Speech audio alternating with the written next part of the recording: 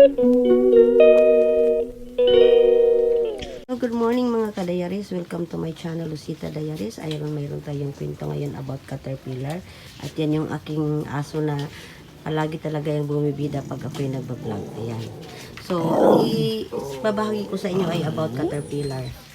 Kung halaman ko na nakalbo dahil nga kinain ng caterpillar yung mga dahon. Ayan. Pinsahan ko na ang pag-video at pagbahagi sa inyo kung paano naging butterfly ang isang caterpillar.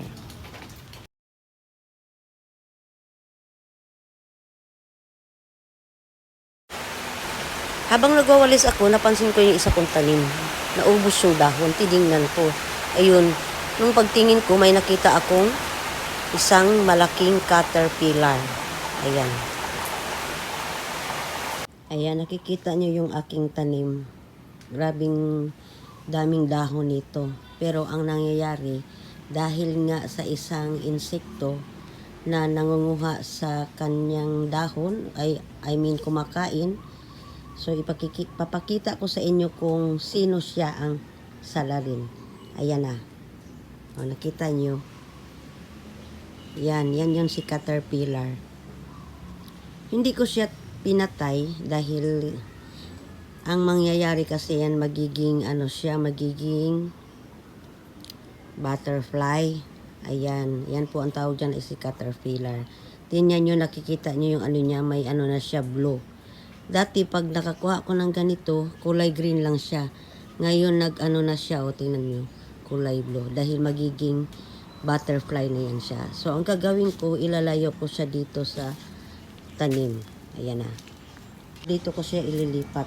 Ayan, kasi may mga bulaklak. Pwede naman siyang gumapang dyan. So, ilalagay ko lang siya dito. Ayan na. Ayan na siya. Nililipat ko siya dyan.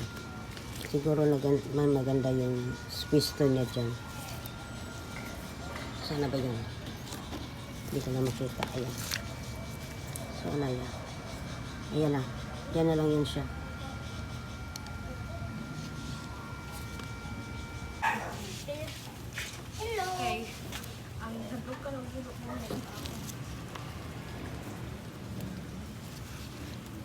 So dahil nga tayo ay isang plantita, ngayon ay bahagi ko sa inyo at ako'y mag-a-update sa aking mga halaman.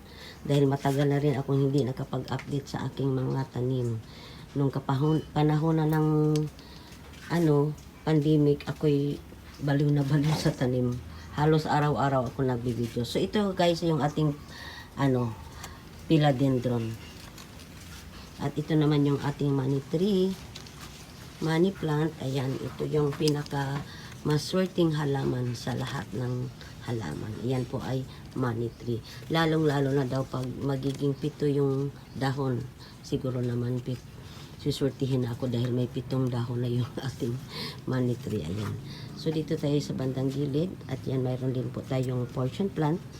Ayan, malagong-malago na siya dahil nga tag-ulan na. At ito ay hindi ko alam kung anong tawag dito. Nabili ko lang to sa SM. At ang ganda niya kasi variegated siya. Iba't ibang kulay ng kanyang dahon. Bawat dahon niya mayroon puti, mayroon ding green na green, at mayroon ding variegated. Ayan.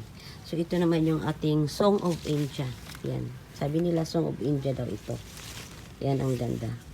Para siyang family ng Dracena. Ayan.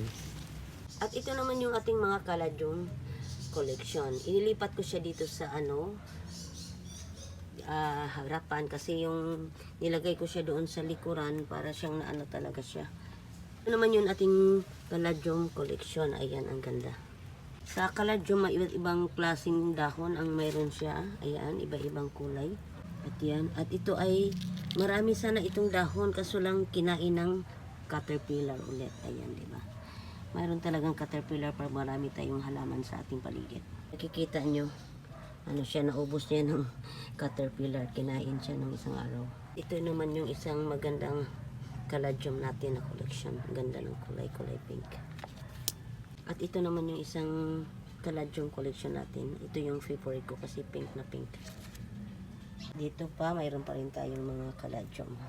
Ito naman yung ating alocasia. Ayan, ang ganda. Ayan, mayroon din tayong alocasia Dito ibang ano din dahon. Nandito sa baba, mayroon naman yung tayo dito siyang klase siya ng ano na tawag dito. Naman yung ibang klaseng halaman, nakalimutan ko lang kung anong tawag dito. Dito naman si Mama Mary. Mayroon tayong maliit na grotto dito sa bandang may puno ng chicos. Yan ang ating spider.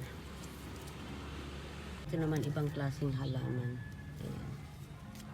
Ito naman, mayroon tayong syngonium. At ito naman yung ating syngonium. Gumagapang siya dito sa puno ng chicos. At ito naman ay ibang klase ng spider plant. Mayroon tayong hari ng garden dito. Ayan po yung pinakamalaking alocasia. Ayan, ang laki. Ayan, kung mayroon tayong hari, mayroon naman tayong rhina. Ayan, tawag dito ay bird's nest fern. Ayan, ang laki na guys. Yan, ito yung rhina ng garden guys. Mayroon akong hari. So ito naman tawag ko sa kanya ay rhina. Ang tawag dito ay bird's nest fern. Napakaganda na niya. Ang tawag naman dito guys ay cardboard. Ayan. Ang laki ng dahon, di ba? Super laki.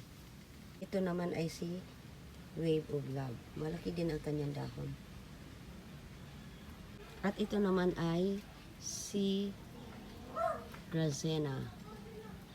At ito naman yung ating magandang halaman na para siyang saging-saging. Ito naman ay ibang klase din. Nakakalimutan ko na yung mga pangalan nito guys. At yan yung may mahalaman tayo dito sa gilid. Ayan, ang ganda diba? So yun yung po yung ating munting garden. Ayan. Ayan lang tayo ulit nakaka-update sa ating maliit na garden. Ayan. Ito na yung kalbo.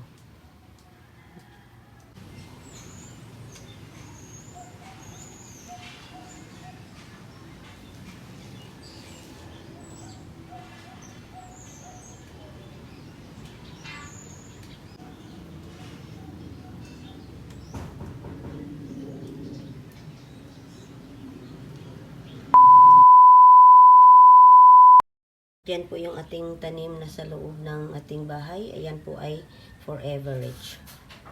At ito naman yung ating rubber plant. Meron din tayong philodendron dito sa loob ng bahay. Tabi ni Mama Mary. Ayan, huminto ako sa pag-video kanina dahil nga umuulan. Ayan, itinigil ko muna yung aking pag-video. So ito guys, yung halaman na to, madali lang naman siya magkaroon ulit ng dahon. Ayan, lalago uli na siya. Pero, ang maganda, nawala na yung caterpillar. Ayan, oh, tingnan mo, nakalbo talaga siya. So, mawawala na, babalik na yung dahon niya kasi nga tinanggal ko yung caterpillar na nandito. Nilipat ko sa isang halaman na may mga bulaklak para doon naman siya mangunguha ng dahon. Kasi yung halaman na yun, hindi naman talaga yun, hindi yun tinatanim. Sa labas lang kasi yun at may bulaklak at siguro naman mayroon pang pagkain na makukuha yung isang caterpillar. Ayan. So, ayan na guys. Thank you for watching. Sana may natutunan kayo sa aking munting video yung kaalaman about caterpillar. Thank you guys for watching. Bye.